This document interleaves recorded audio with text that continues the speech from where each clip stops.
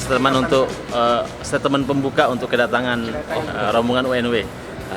Alhamdulillah, selamat datang diucapkan untuk rombongan dan selamat datang saya ucapkan ke negara Brunei Darussalam.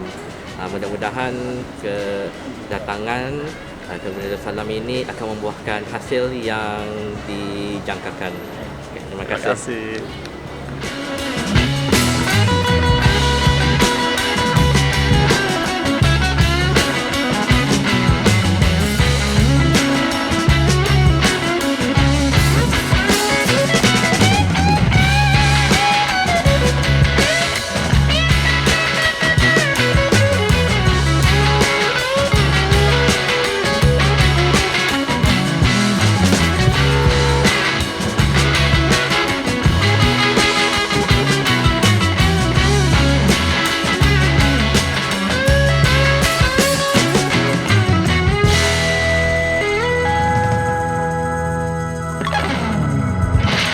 Prof, statement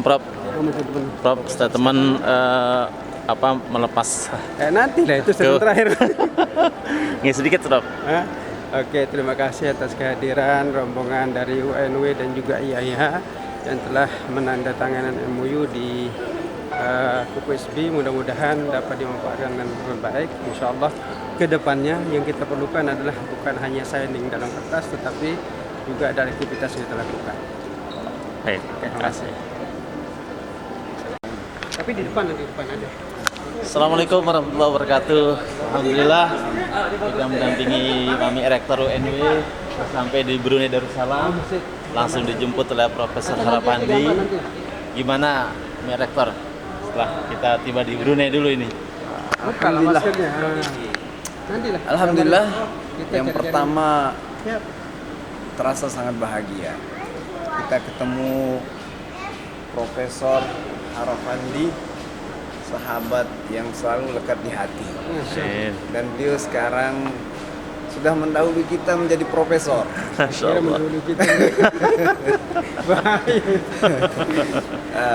Inilah, alhamdulillah. Kami dulu bersama-sama di Jakarta, terus bersama-sama juga di UNJ. Tapi memang kualitas beliau di atas saya. Bukan begitu. Kualitas itu tidak akan dapat dikalahkan beliau. Prof, Dari dulu beliau luar biasa. Makanya luar biasa, alhamdulillah.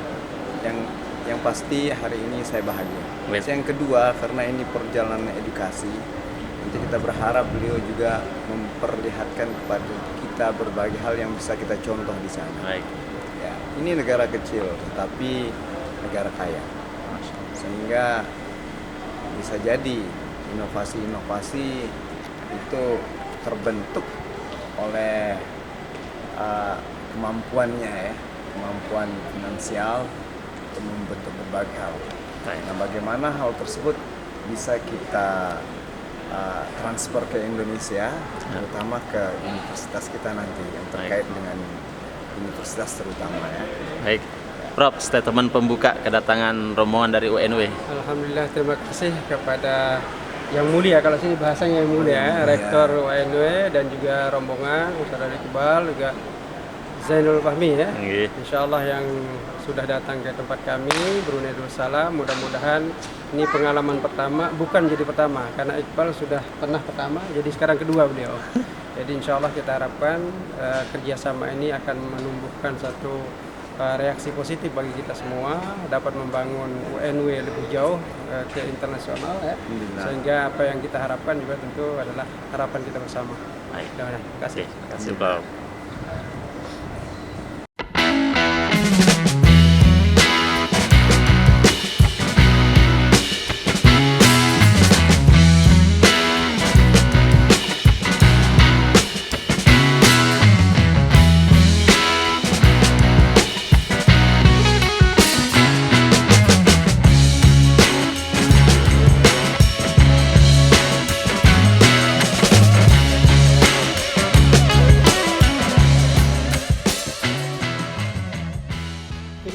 Kalau saya nggak nangis itu saya dusta. Masya Allah. Saya nangis. Sebabnya dia terasa. Saya kalau lama kan itu kalau. Insya Allah ini udah saya di Rockers. Dia nyanyi sama itu dengan itu Berangan Palas sama Gong 2000. Saya sering diundang bersama saya nyanyi sama dia. Sampai sekarang sering lihat.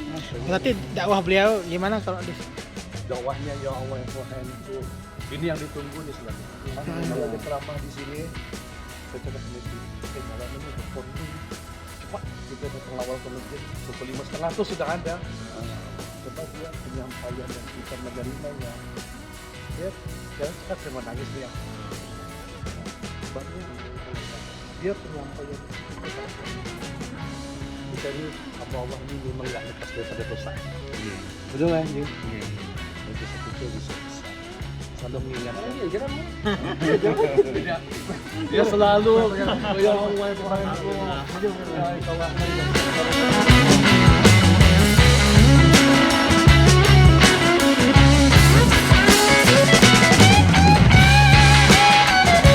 Sahabat-sahabat semua, saat ini kita sudah tiba di Masjid Jami Hasan al-Bolkiah di Brunei Darussalam.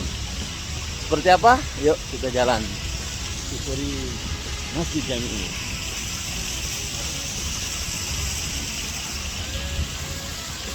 Itu masjid apa Pak? Jelasin sedikit. Ini namanya Masjid Jami Asri Hasan al-Bolkiah yang punya Sultan yang sekarang. Kalau yang Umar Ali ada bapaknya punya. Nah, berarti ini yang lebih baru berarti? Ya, ini terbaru nih. Baik, terima kasih.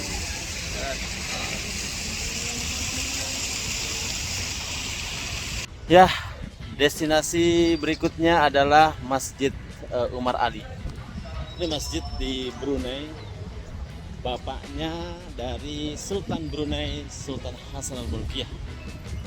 Masjid ini luar biasa, megahnya. Meskipun lama tapi sangat terawat. Situasi sekitar masjid juga tenang, rapi, bersih.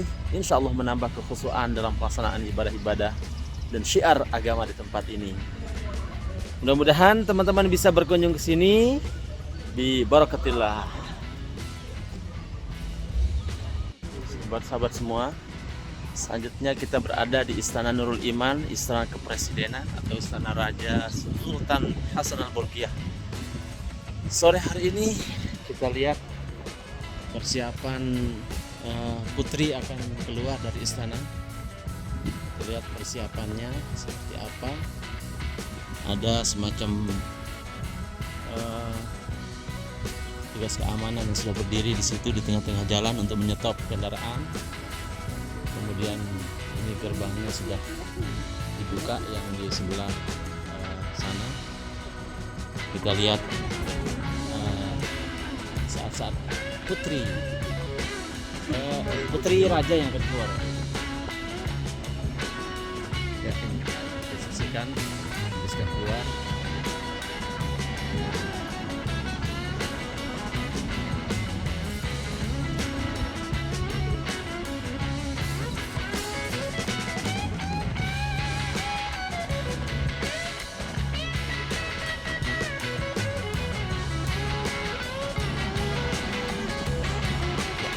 Sudah.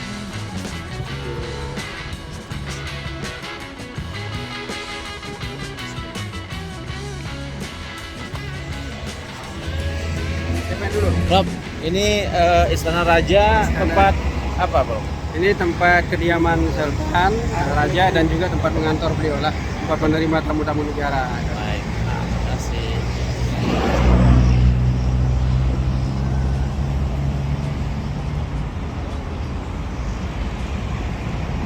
Ya, inilah Istana Nurul Iman, tempat berkantornya dan tempat di mana raja sehari-hari di kediaman beliau. Namanya apa? Jembatan Sultan Haji Umar Ali Saifuddin. Masya Allah. panjang bentangannya? Nama Sultan 27 km. Ini akan dilanjutkan nanti hari sampai ke bandar. Jadi dibangun sejak kapan? Dibangun lumayan lama bangunan. sekali. Dan ini mulai diresmikan kalau tidak salah itu 2020. Ada 2 tahun lah. Ada 10 tahun bangunnya nih. Wah, ada. Ada ya. Dan ini untuk diketahui bangunan ini khas dengan uang sendiri Sultan, bukan uang kerajaan. Uang pribadi Sultan. Pribadi Sultan. Ini legacy beliau berarti ini. Hebat ya. Itu yang beliau tinggalkan Hasan seperti ini. Banyak sekali bangunan-bangunan yang udah sekarang. Perbedaan dengan yang sudah ada ini luar biasa perkembangannya. Oke, sekarang kita akan memasuki satu jembatan yang sangat panjang. Kita perlu dijelaskan sama Pak Pandi. Jembatan apa nih Ki? Ini namanya Jembatan Sultan Haji Umar Ali Saifuddin. Nama Sultan Ayahanda Sultan Haji Hasanul Bolkiah Soekarno. Ini dulu adalah memisahkan antara Brunei Darussalam. Ada satu wilayah namanya Temburong, terpisah. Dulu kalau kita menuju ke tempat itu mesti melalui Limbang. Limbang itu adalah negara Malaysia yang kita harus dapatkan sana. Jadi keluar masuk melalui menggunakan paspor lah. Nah sekarang tidak perlu lagi. Dulu menggunakan waktu tempuh itu sekitar 2 jam 3 jam karena melalui darat. Nah sekarang kita sudah dibuatkan jembatan sepanjang 27 km. Dan ini adalah terpanjang jembatan di Asia. Nah, jadi ini adalah wilayah yang kita tuju namanya Temburong. Satu wilayah khusus. Ya. Nah, boleh kalau dilihat di jembatannya begitu panjangnya. Dan itu di atas yang 2 itu adalah tempat puncaknya. Nanti akan turun sana. Naik. Ini kan posisi naik kita nih. Nanti sana turun. Dan kecepatan di jembatan ini tidak boleh melebihi 100. Kecepatan. Manfaat yang paling yang paling dirasa oleh Manfaat warga yang Brunei. paling dirasa oleh warga Brunei dan luar Brunei, artinya Malaysia juga merasakan ini. Jadi jarak tempuh yang tadinya 2 jam 3 jam sekarang dapat dilalui sama 20 sampai 25 menit saja dengan kecepatan 100 km per jam. Itu satu. Kedua, dulu orang kalau mau belajar di bandar itu mesti menginap. Nah, mereka punya kos di sana, tempat penginapan lah. Nah sekarang tidak perlu lagi zahaban wa iyaban, pulang pergi dapat ditempuh. Itu kemudahan-kemudahan. Sekarang semua dulu Temburong ini terisolir, sekarang menjadi satu destinasi yang kuat, yang mudah ditempuh oleh siapapun. Di tempat Temburong inilah satu tempat wisata yang paling indah sebenarnya. Cuma kita tidak mungkin dapat ke sana. Namanya Ulu Temburong. Ulu Temburong dia akan menggunakan perahu ke sana, ke tempat itu, lalu nanti ada sana air terjunnya, ada istilah sini ambok ya. Sini kalau kita monyet ya, monyet yang bule ya, itu banyak sekali di sana melalui laut ya. Kalau boleh tahu kalau yang sebelah kiri itu apa? Kilang. Mana? Nah itu namanya tempat kilang minyak ya. Itu pantai Muara dan Serasa di sana. Itu jembatan juga kilang tapi. Nah ini kita akan menempuhnya. Nah, ini sering juga ada di langit ini, di awan itu lafaz Allah Muhammad. Sering terjadi. Nah, sering kita dapat tiba-tiba ada lafaz Allah Muhammad di jembatan ini. Kita lihat dan sering itu terjadi di sini. Jadi nikmatnya luar biasa. Tapi sekelilingnya masih kayak hutan gitu. Ya, spesialisasinya Brunei sebenarnya. Di dalam kelihatan hutan ini banyak bangunan-bangunan. Nah, coba di awal kita lihat dia kayak hutan.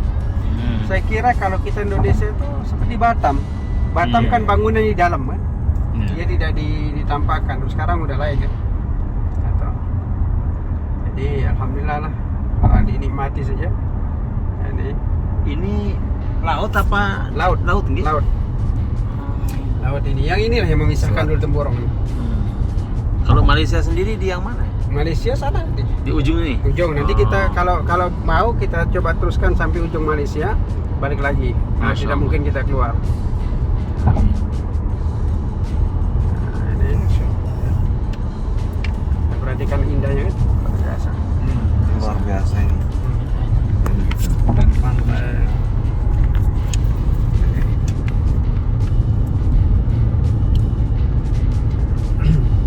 Nah ini dia puncak tertinggi dari jembatan Umar, Temburong. jembatan Temburong.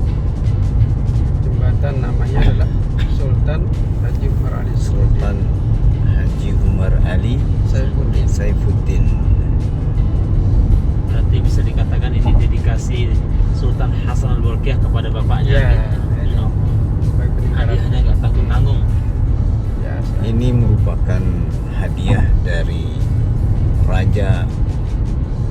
Sultan Hasan Al-Bolkiah untuk bapak beliau Sultan Umar Ali Saifuddin.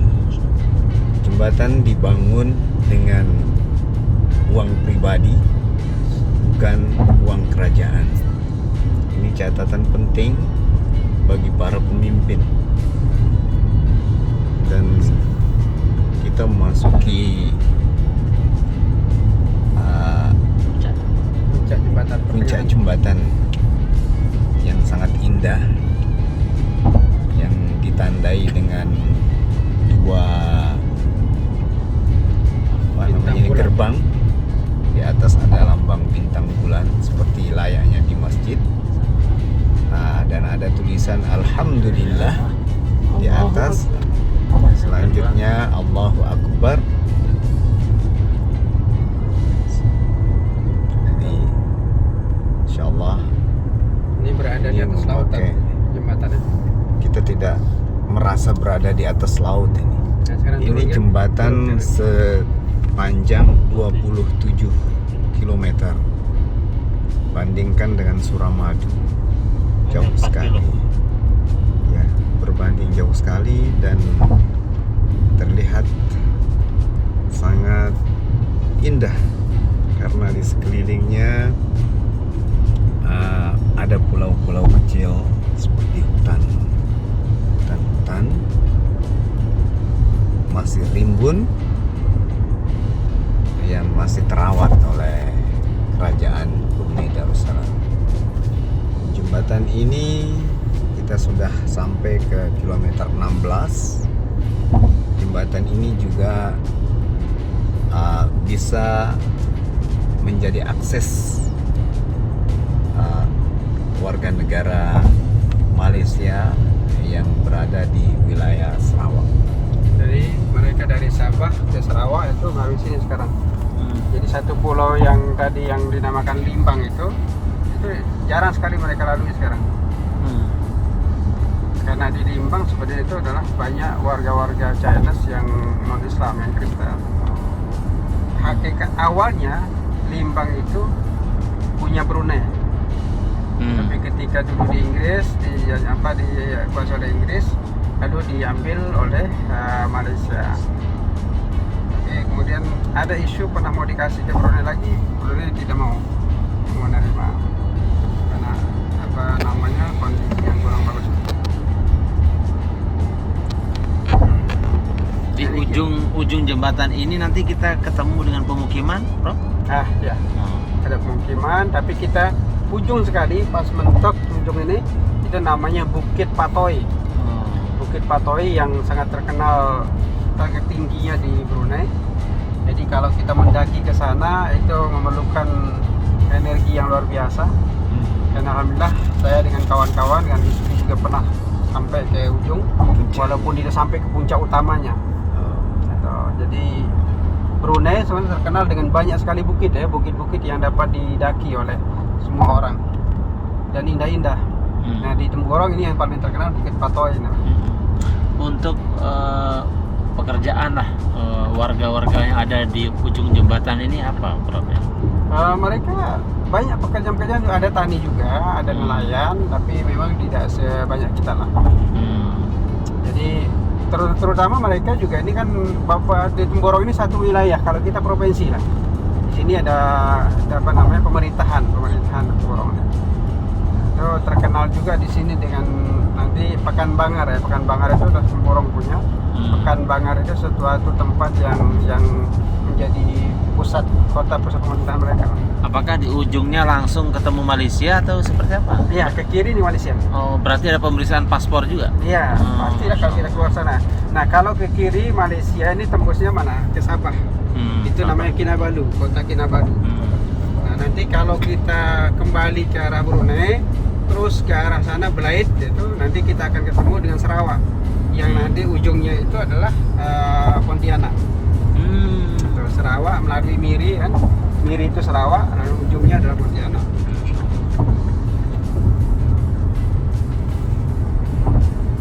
Dan kalau kita lihat di tempat-tempat atau destinasi yang yang orang takjub itu selalu di situ dituliskan alhamdulillah atau subhanallah, Allahu akbar ya, Prof. Ya, benar. Itu melambangkan seperti apa, Prof, kalau dikaji dari segi semiotikanya? Saya kira semua ucapan-ucapan, kalimat-kalimat thayyibah yang dituliskan ini supaya melambangkan betapa islaminya negara ini. Sebenarnya kalau kita juga lihat di Lombok kan ada itu ya, Ya. ada ucapan-ucapan itu, cuma mungkin tidak berbanding lurus dengan perilaku yang kebanyakan orang lah. Kalau sini insya Allah perilakunya sesuai dengan itu, dimunculkan dalam konteks bagaimana mensyukuri, lalu kemudian dengan lisan alhamdulillah itu, lalu kemudian dia perlu lagi menerapkan dengan konsep yang lain, subhanallah, alhamdulillah, Allahu akbar, itu saya kira salah satu pujian-pujian yang dilambangkan secara semiotik, tetapi faktanya diaktualisasi dalam konteks kehidupan. Kita banyak belajar dari negeri ini tentang tadi tentang simbolisasi agama, tetapi tidak sebatas simbol, tapi pada implementasinya juga. Iya benar. Ujung itu bukit. Jauh juga ya.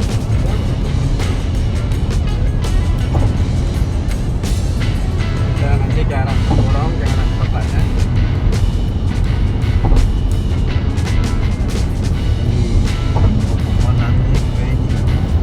Ujungnya sepertinya kita mau nabrak gunung gitu. Iya.